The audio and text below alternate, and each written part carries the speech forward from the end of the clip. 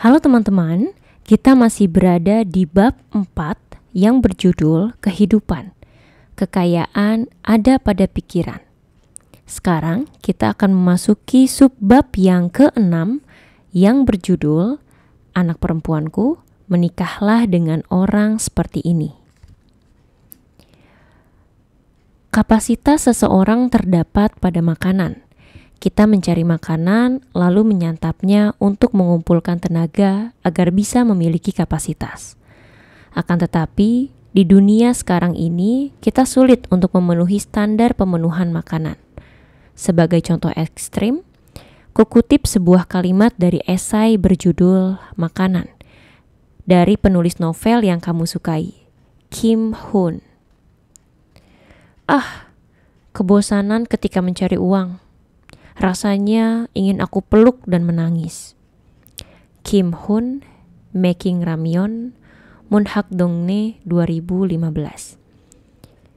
Itulah sebabnya kita harus belajar ekonomi. Kalaupun tidak, jangan sampai kita menangis sambil membawa-bawa beban penderitaan mencari sesuap nasi yang membosankan.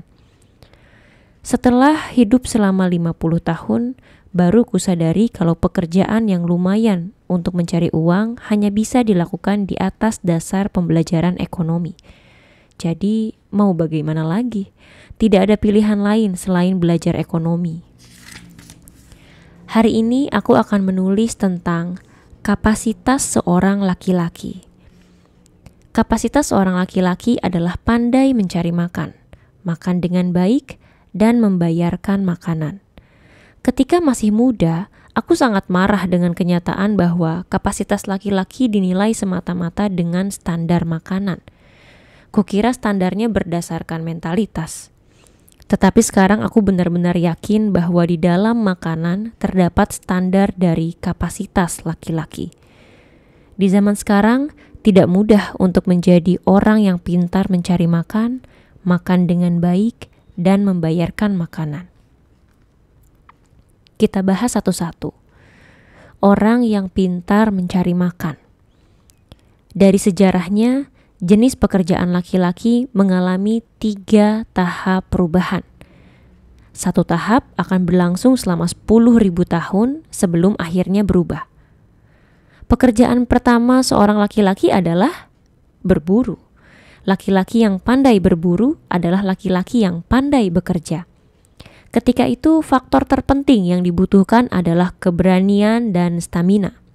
10.000 tahun kemudian, tahap itu berubah menjadi tahap kedua, yaitu era agriculture dan industri.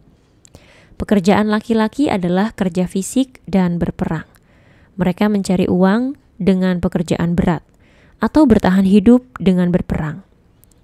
Keterampilan kerja fisik dan keterampilan bertempur adalah standar dari kapasitas seorang laki-laki. Pekerjaan zaman sekarang adalah pengetahuan keuangan dan digital.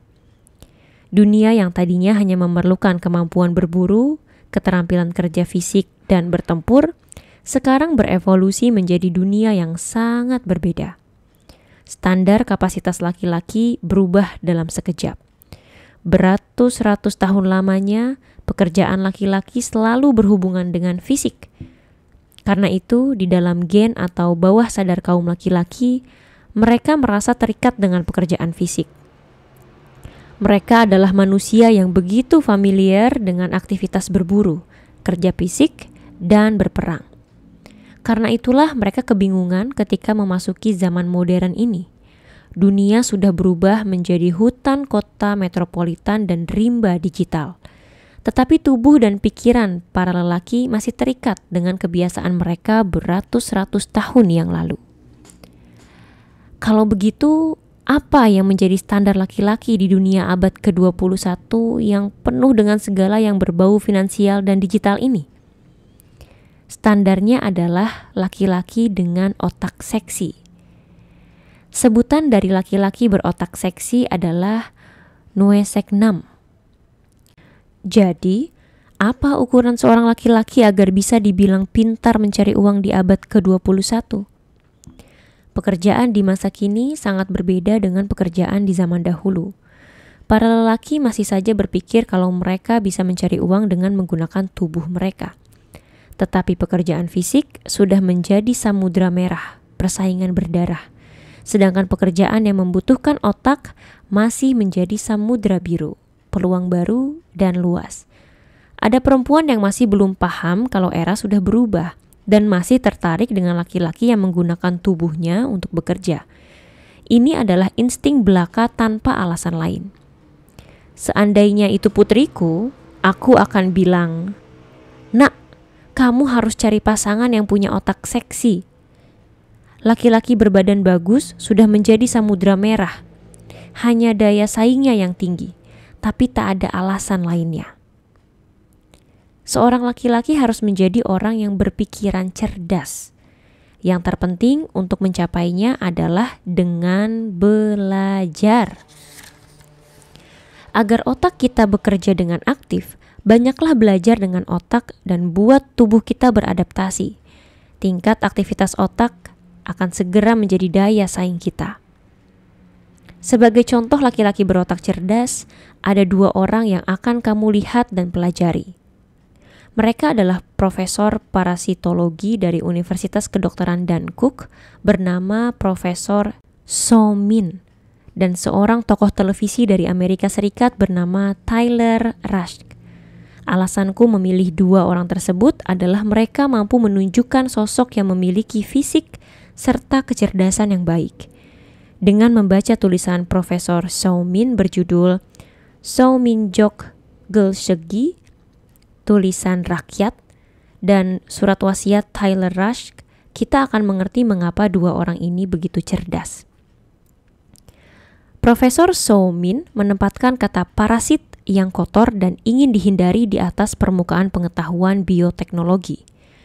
Bisa mengubah sesuatu yang tadinya dianggap sebagai makhluk yang kotor dan menjijikan menjadi misteri alam semesta berharga adalah berkat kekuatan dari kecerdasan. Kalau ada yang bertanya mengapa aku mempelajari hal ini, akan kujawab dengan lantang. Karena aku jelek sekali. Itulah pengakuan Profesor So Min yang dulunya merupakan anak bertubuh pendek dan bermata kecil. Orang-orang di sekitarnya berkata, karena dia begitu jelek, setidaknya dia harus belajar dengan giat. Profesor So Min berhasil keluar dari kesedihan dengan berfokus untuk belajar dan menjadi seseorang yang memiliki otak yang cerdas. Nak, kamu berbeda denganku dan lebih mirip dengan ibumu. Memiliki tinggi dan penampilan yang baik, tapi terkadang aku menyayangkan kamu yang kurang giat belajar. Padahal, apabila rupamu sekarang ditambah dengan otak yang cerdas, kamu akan menjadi sosok yang begitu menawan. Kedua, orang yang makan dengan baik. Tidak semua orang bisa makan dengan baik. Orang yang bisa makan dengan baik adalah kriterianya tersendiri. Itu adalah kelebihan dari orang yang menggunakan seluruh energinya untuk aktivitasnya sehari-hari. Laki-laki yang berfokus terhadap kehidupannya sehari-hari bisa dikatakan sebagai laki-laki yang makan dengan baik. Makanan harus menjadi kosong sebelum diisi. Apabila setiap hari dilalui dengan baik seperti hari yang terakhir, kita bisa menjadi orang yang makan dengan baik. Steve Jobs setiap pagi mengajukan pertanyaan bagi dirinya sendiri di depan cermin. Kalau hari ini adalah hari terakhir hidupmu, apa yang ingin kamu lakukan? Orang yang menjalani hari-harinya dengan intens disebut dengan orang yang makan dengan baik.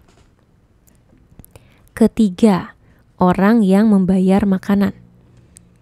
Inilah orang yang melepas sifat egoisnya dan mampu memperhatikan orang lain.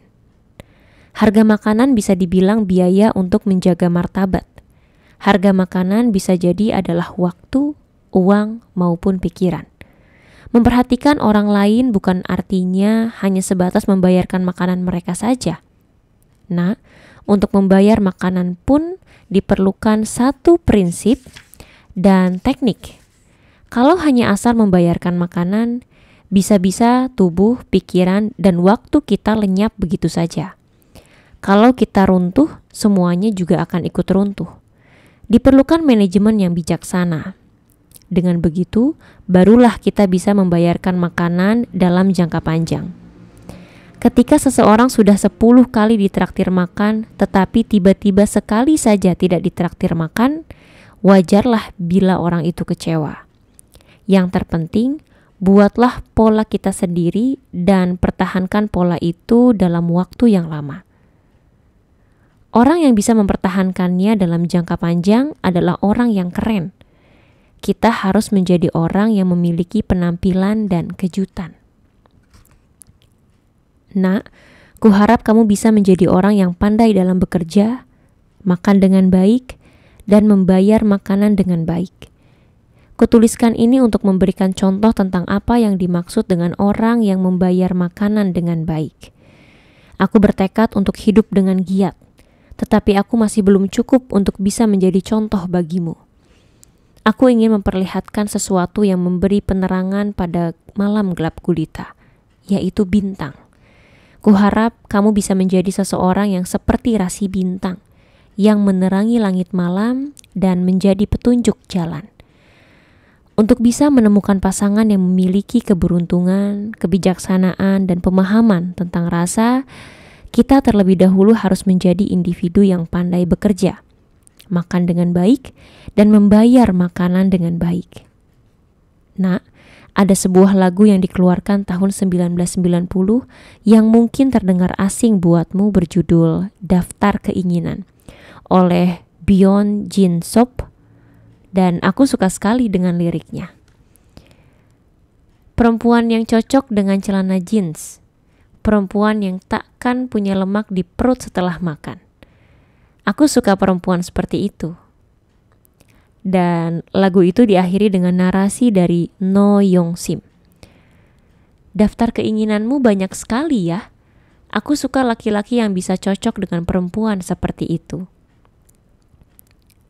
Nah, seperti lirik lagu di atas, kuharap dengan bekerja, makan, dan membayar makanan dengan baik, kamu bisa menjadi seseorang yang pantas mendampingi perempuan yang memiliki keberuntungan, kebijaksanaan, dan pengetahuan tentang rasa.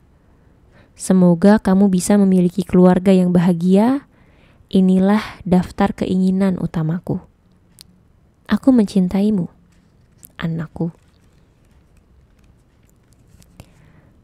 Ini adalah akhir dari subbab ke-6 dari bab 4 yang berjudul Anak perempuanku, menikahlah dengan orang seperti ini.